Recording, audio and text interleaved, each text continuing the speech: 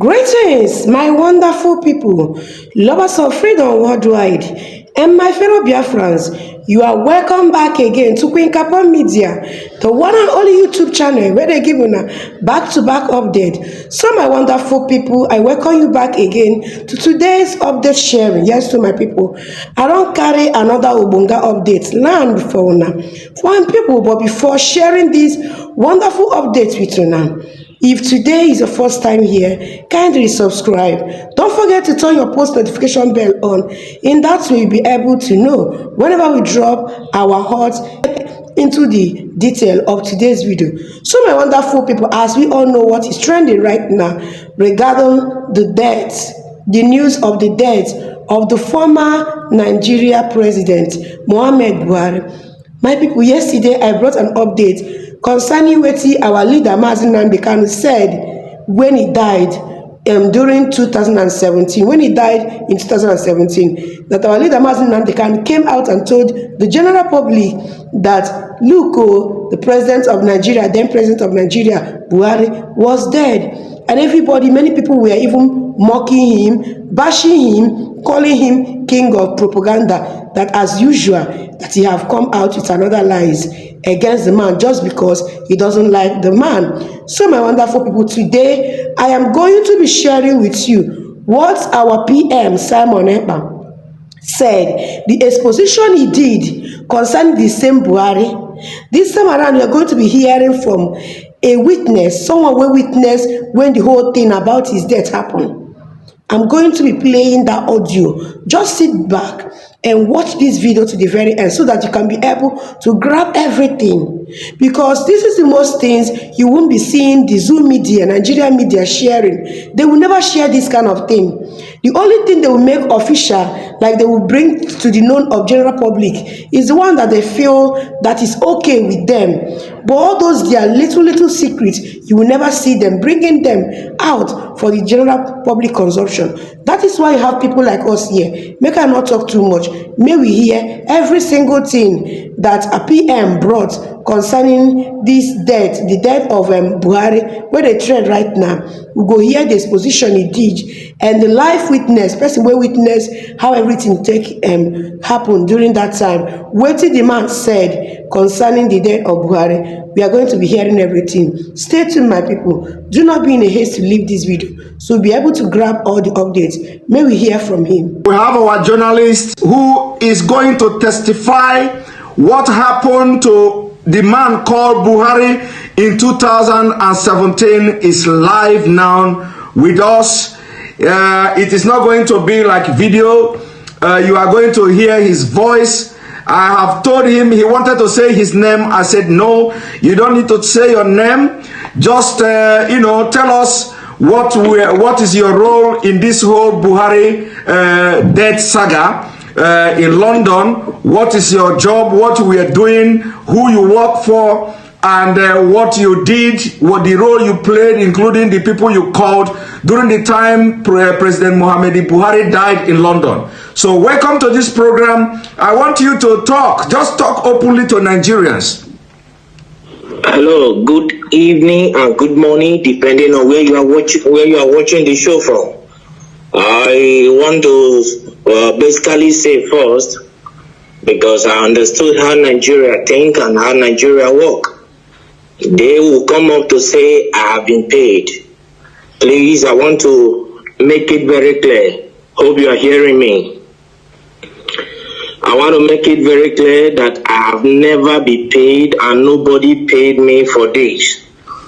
The reason why I decided to come out is because of the life that was lost in Nigeria and so many things that is going on at the same time in Nigeria. Hello, can you hear me? Everybody's hearing you. Go ahead. All right, thank you. First of all, I started doing this on Twitter, but Twitter, they are restricting me. I want to first of all say, you can follow me on Twitter with the name Boris Moro, B-O-R-I-S M-O-R-O. Hello. So the whole scenario is that President Muhammadu Buhari, he died on the 19th of February. On the 19th of February, please, those analysts, if you can take notes, take pen and your paper and note these things down. Note them down carefully. I'll be giving a specific things here, specific details right now. Okay, number one, President Muhammadu Buhari died on the 19th of February, the year 2017. He died in Newcastle, in Freeman Hospital, Newcastle. He died as a result of heart problem, heart disease, which the Nigeria presidency failed to disclose. On the 19th of February, I was in London by the special grace of God. I'm a journalist. I work with one of the Nigeria broadcasting station and one of the leading Nigeria broadcasting stations. So I covered the event in London. He died in Freeman Hospital, Newcastle. I was there. I covered the event. Then, you know, Muslim, they don't embalm people. So on the 20th of February, he was flew into Saudi Arabia, where he was buried. I was there live and I covered the event where Aisha Buhari put on white attire. I think you are with me. Go ahead. So where Aisha Buhari put on white attire and the children. Can you pause a bit? And let me remind Nigerians and the entire world that this event he said he covered, he have the video. He have the video. I do. Go ahead. I have all the video. So the Nigeria Aisha was putting on white as a sign of mourning to her husband, who is the late President Muhammadu Buhari. Then the children, according to the Muslim tradition, were putting on black. I have the video, I have the photograph and everything. You understand? Then on the 23rd of February, I was in Ethiopia as a journalist. I moved around. So I was in Ethiopia, where the African Union, the AU, hold a summit, a mini silence for late President Muhammadu Buhari on the 23rd of February, the year 2017. Hold on, please. I know that interrupting you is I know this kind of thing is very, very difficult, but please, hold on. Now, you, after covering the event, you went to Ethiopia on the 23rd of April, on the 23rd of February yes. 2017. And yes. You were there at the African Union Summit or whatever. Yes. You covered it with your own camera as a journalist, and yes. You have the video. Exactly, Go ahead.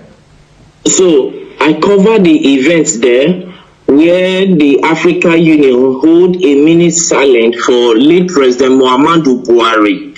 So to show their last respect to the late President Muhammadu Buhari of the Nigeria government.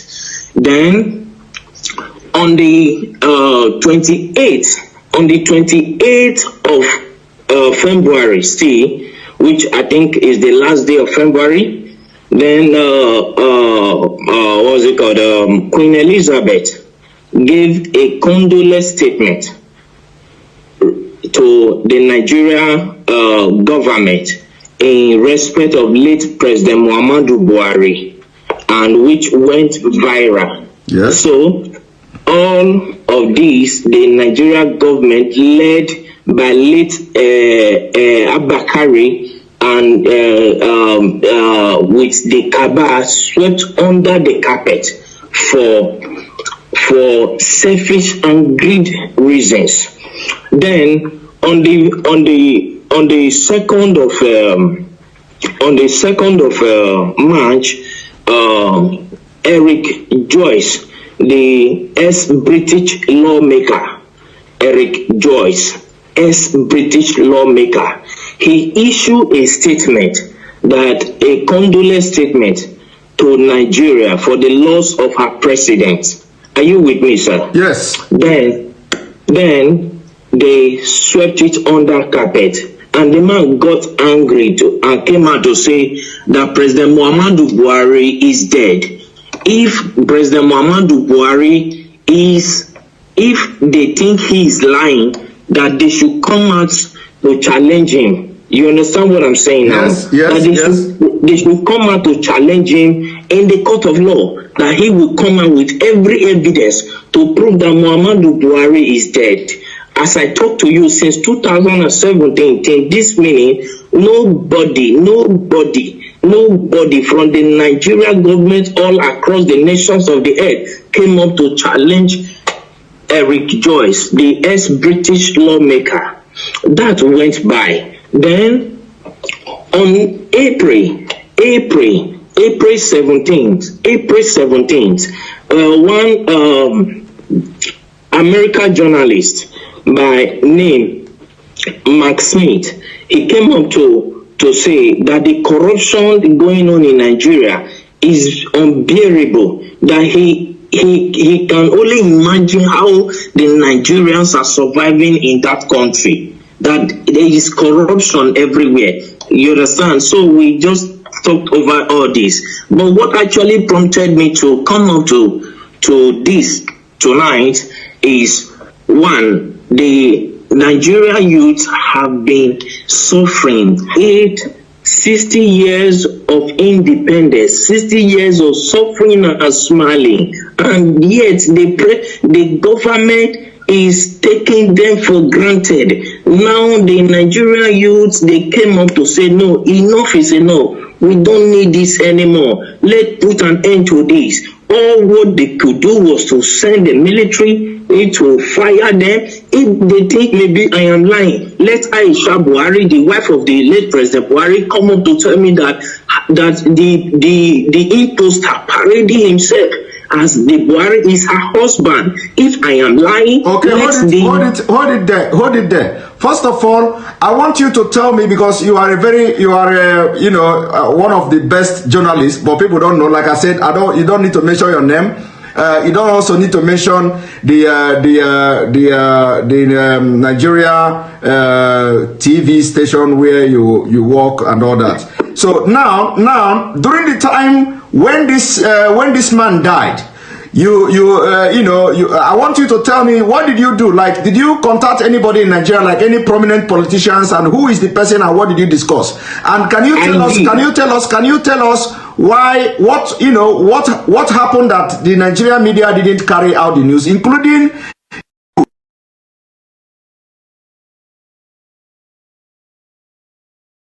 fortunate that Abakari is dead. Abakari did not die of COVID-19. Coronavirus did not kill him. They masterminded his death. That is number one. I have proof for everything I'm saying, because I am a media personnel, and for me to say whatever thing, I know I can prove it anywhere on the earth. You understand what I'm saying? First and foremost, when after that we came to Nigeria and we tried to publish the news. Let me state categorically, I don't want to mention the name of the broadcasting this thing I work with. Don't mention it. Our firm was suspended by the National Broadcasting Commission, NCC, NBC, National Broadcasting Commission, suspended our firm, our broadcasting station from airing because we carried the news. Because they know, they have information that you were there. You were there, and you followed everything. So when you came to Nigeria, they suspended your firm. So I'm coming to that, sir. Coming to that, sir. Let's not rush it. Abakari called me to Aso Rock. You understand what I'm saying? Yes. So I flew into Abuja to go and see him, and he told me that if I can keep quiet, that my safety to be alive will be guaranteed, and for my generation to come, no, we suffer again as a result of the bribe he was offering me. You understand what I'm saying? Yes. So I told him accepting bribe is not the problem, but my conscience will judge me till I die. Yes. So I cannot do that.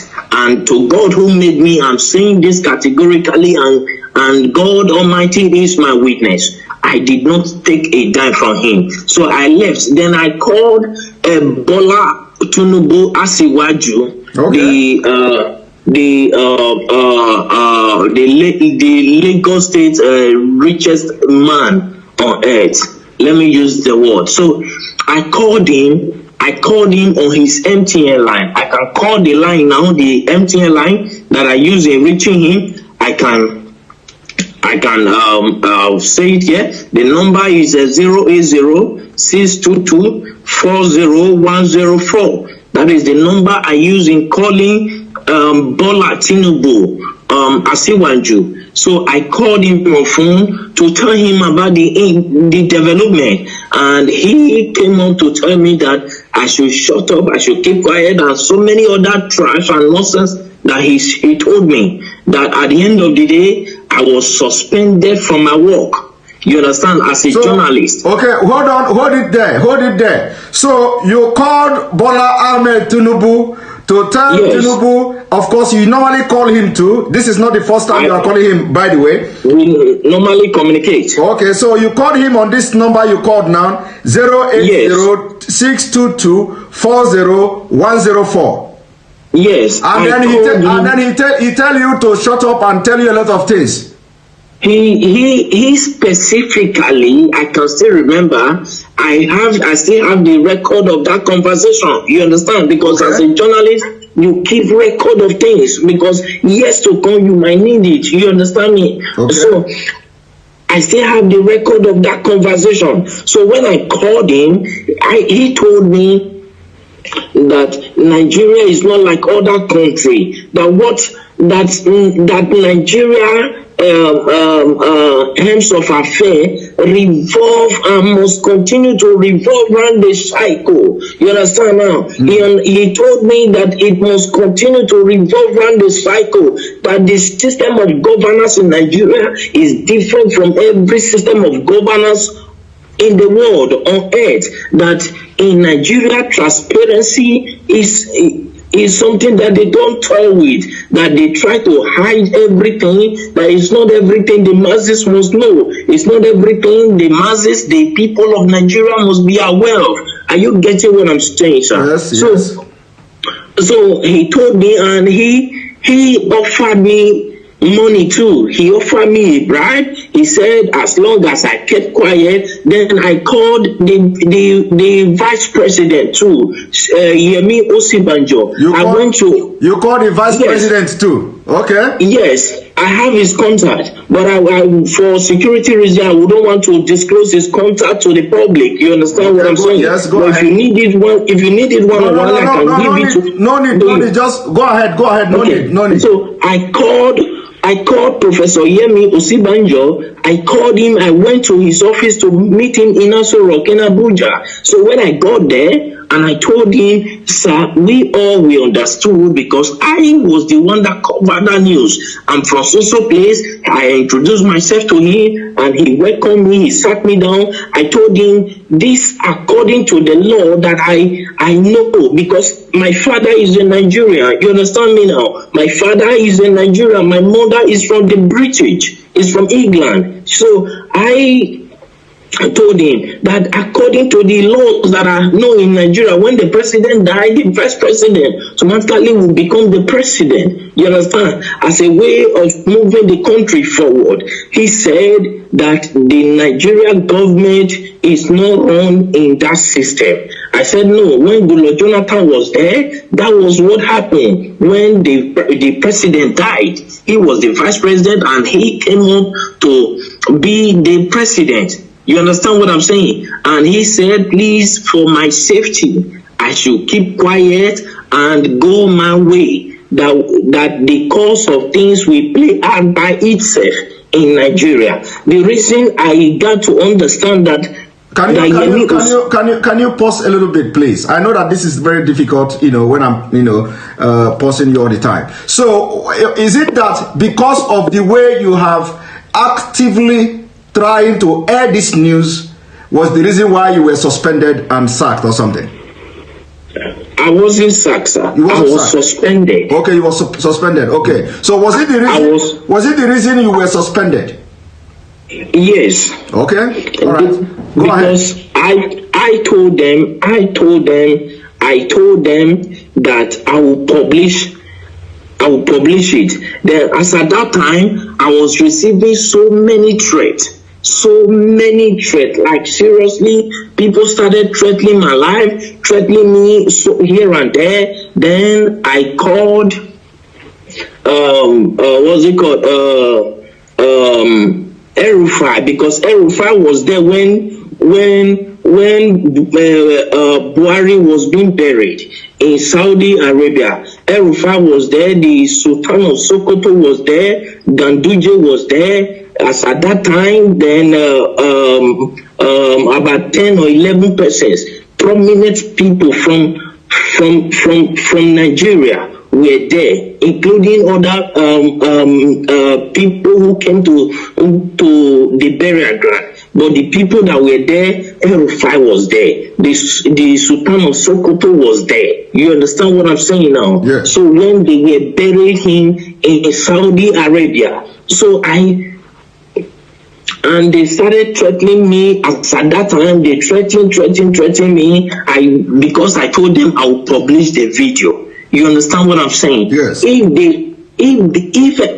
I understand that many of them are hearing me right now. I understand that many of them will come up to say it's a lie, nothing like that happened. But if any of them can come up to challenge me that this and this and this I'm saying now never happened, I will be very glad, because I will pick it up from there. I will take it to the court, to the International Court of Law. Let Aisha Buhari come up to tell me that the man he's posting as a Buhari is the real Buhari. I will come up with every evidence, including the video of how he was wrapped with the Nigeria flag, yes, with the white, green cloth. Okay. I will come up with the video of everything. Okay, let them come out and challenge me. Okay, hold it there. So actually, the video and all these pictures were taken away from you, but you have your own backup as a journalist.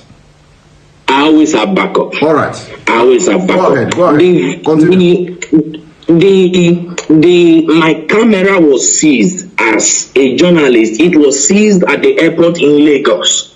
Your camera was seized at the airport as you are coming back to Nigeria? Yes, in Lagos. Okay. Till today that I'm talking to you, I've never set my eyes on that camera.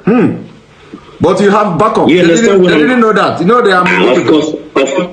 Of course, I have all my backup. Even this evening, I was going through the backup. I was playing all of them. I was going through them again. So if they want to debunk this thing, I'm saying that it's a lie. Nothing like that happened. How come the AU, the Africa, our presidents, had a minute silent for them? As at that time, I could remember I called the president of Ghana on this issue. The president of Ghana told me that it is not in their interest that if the people of Nigeria cried out for 30 days, that is when they will take up the case, that the AU will take up the case. As long as nobody has cried out, that it is assumed that they understood what is going on, that in Nigeria is not Ghana. That is what the president of Ghana told me. You understand what I'm saying now? Yeah. I understand that many of them are hearing me right now. Let any one of them come up to challenge me. I went to Ethiopia. I spoke with a prime minister, with one of the lawmakers there, and he told me that it is not in their interest. Then I accused him of being bribed. If not, he would have come up with an action, because he is the secretary of the AU, of the African Union. You understand me now? As at then. Yes, as at that time. So I challenged him. I accused him that they have been offered bribe, and he told me that he has never received any bribe from Nigeria, though many of them are coming with proposal.